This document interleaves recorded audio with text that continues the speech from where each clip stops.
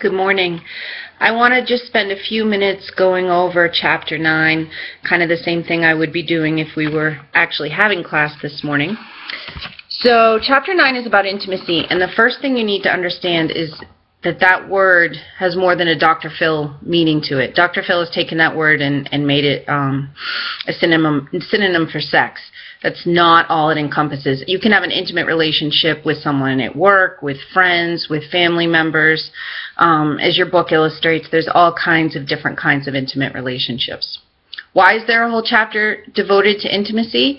Because it is a deeper level of communication. With those relationships that are the most important to you, you're going to be developing a deeper intimacy through time. I kind of call it the ping pong effect.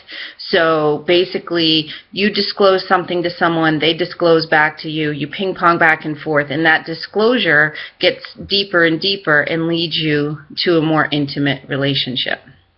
As your book points out, generally speaking, when you meet somebody new, you start ping-ponging back and forth little cliches. Like the first day of class, for instance, you might have sat next to somebody you didn't know and said, "Oh, look at the weather," or "What do you think about this class?" Just little asides that don't really mean anything. And if you get a reasonable response, if someone pongs back to you something inviting, then you might take the relationship to the next level, which would simply be trading back and forth some facts.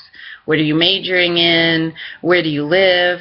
That sort of thing. And again, if the response matches yours and you're still feeling on equal ground, then you might pursue that relationship and take it more deeply.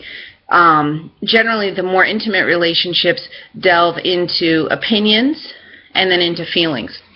And you don't have to be in agreement with everybody that you have an intimate relationship. You just have to be willing to share that level of information about yourself. That's what creates the intimacy. And we can get frozen sometimes. If we've been hurt, for instance, we can get frozen up in that factual area and refuse to disclose any parts of ourselves to anyone. And that's not healthy.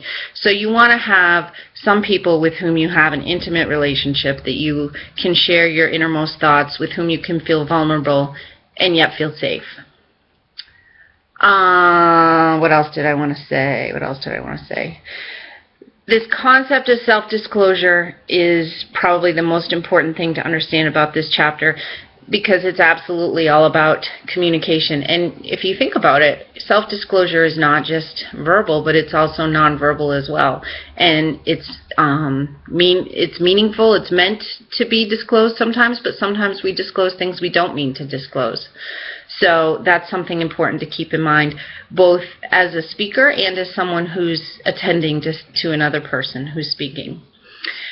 In addition to some people being resistant to disclosure, there are also those people in our lives that use overwhelming amounts of disclosure too quickly in order to try to force an intimate relationship. And you probably have these people in your lives at one time or another. They can be really challenging because they will share an enormous amount of information with you that you might determine is inappropriate. You might say they have no filters. And generally that's someone who's pretty insecure and doesn't know how to create a healthy intimate relationship, and so they try to share as much as possible, as quickly as possible, to create that intense connection. And you can't do it. One of the things that defines intimacy is time.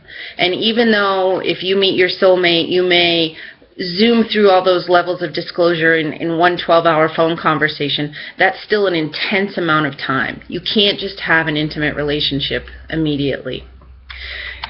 On another note, your book has an illustration in it called Johari's window, and I would like to point that out to you and suggest that you take a peek at that, just because it's really interesting to see how it reflects us. In reality, if you look at us as a window, we are not a neat window. The parts that are known to us, the parts that are unknown to us, the parts that we share with others, those all vary from person to person and even from day to day. But it's interesting to look at yourself in that way, to consider yourself as a concept, as that window. And it's interesting to consider that there are parts of yourself that you're not even aware of. It can be interesting to think about. So there were some guidelines in your text about appropriate self-disclosure, and there are definitely some reasons when it is really important to disclose. Ethical reasons, for instance. If someone confides in you that they're thinking about committing suicide, you have an ethical response. Your ethical response would be to report that to someone and make sure that person gets help. Same thing with safety, would be very similar. But then some other questions are, is it important? Is it important that you disclose every single thing that you know?